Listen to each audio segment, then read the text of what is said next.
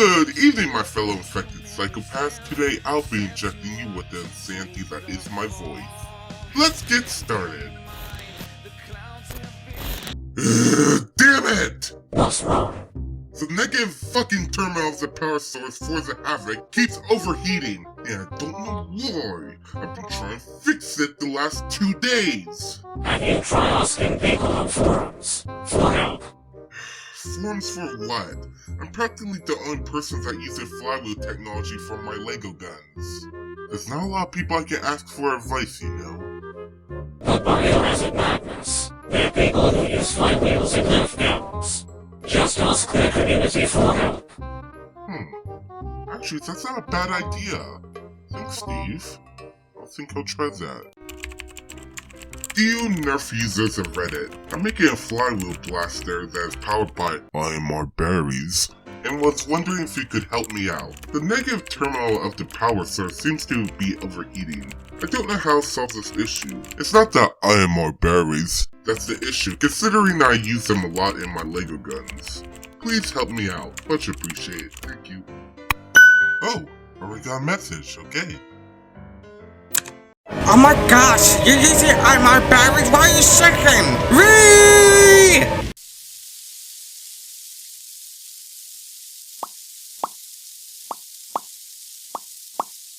Oh yeah, that's right, this is Reddit, I completely forgot. I guess I'm on my own for this one. Oh, hey editor, quick question. Did I mention to fix this issue in the future? Great! Then cue the montage.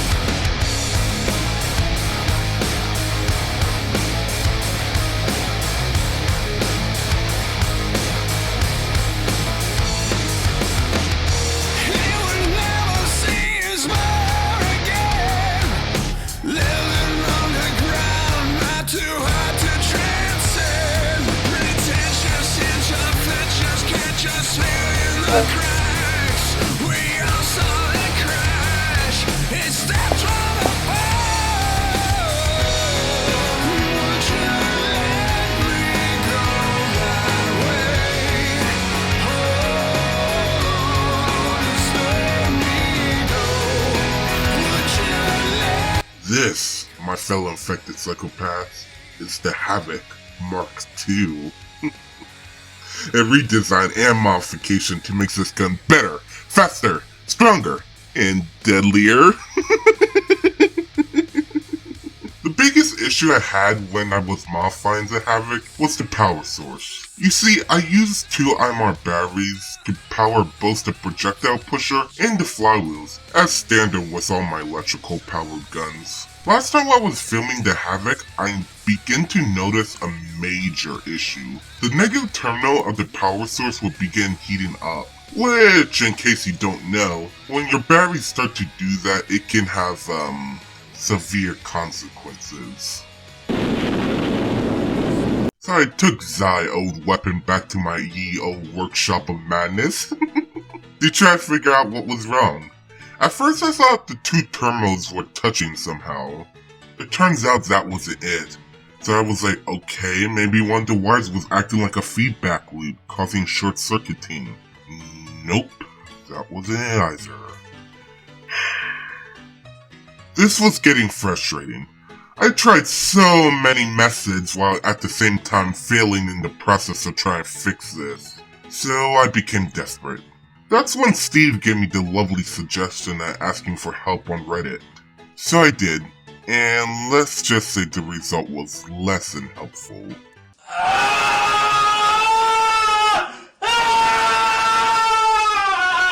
Look, I'm sure in their closed-off, small-minded selves, they sounded more like this. Good evening, sir. It has come to my attention that you're using a rather dangerous berry called Imar berries. Might it be that might be causing your issues? But in reality, they sound more like this. Oh my gosh, you're using Imar berries? Those are made for causing fires. I can't believe you're using Imar berries. Blah blah blah. I'm right, you're wrong. Blah blah blah. Oh, lovely Reddit. So full of narrow-minded individuals.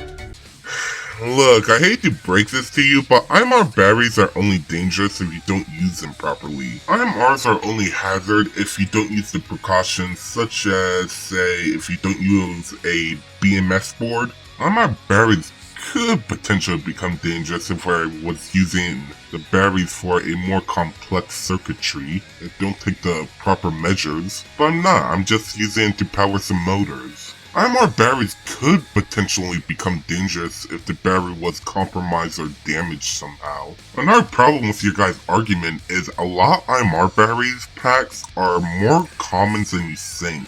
Not in US made Nerf guns, but rather than Chinese Nerf guns. In fact, one YouTuber I follow actually has a few types of the Nerf guns, and yet his house has never burned down to ground. It's almost like no one has bothered to use IMR berries for the Nerf gun builds. Though then again, I'm using it for LEGO guns, so there's a bit of a difference. Anyways, when I'm using IMR berries for my LEGO guns, I make sure such hazards never happen. For example, the berry box isn't permanent, so I can remove each berry cell easily. And I normally use an IMR berry to charge each berry cell individually.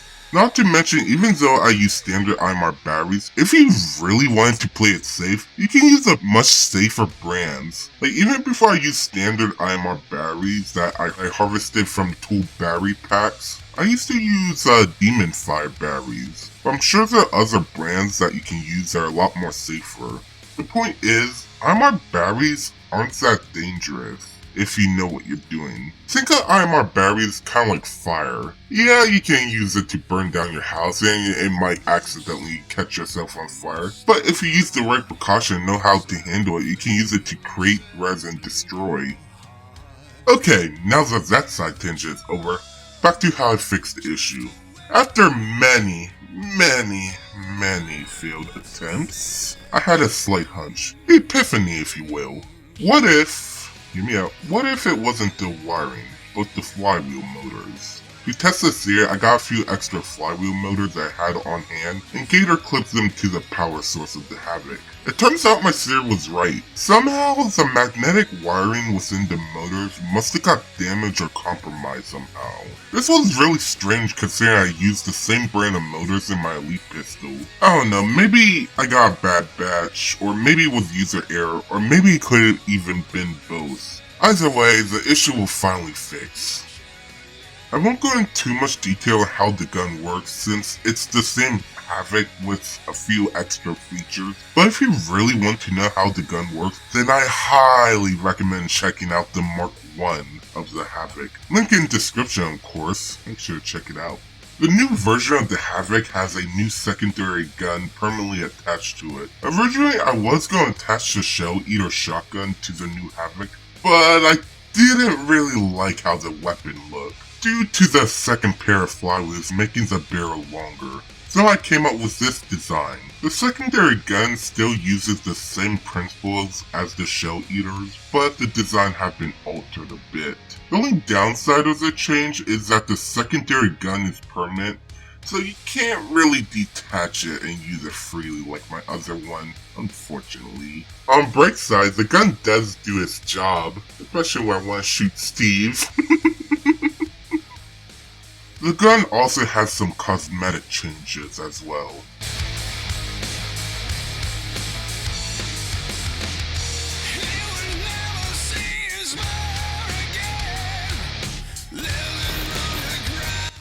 In short, the gun is made to be more powerful. Oh yeah, that reminds me.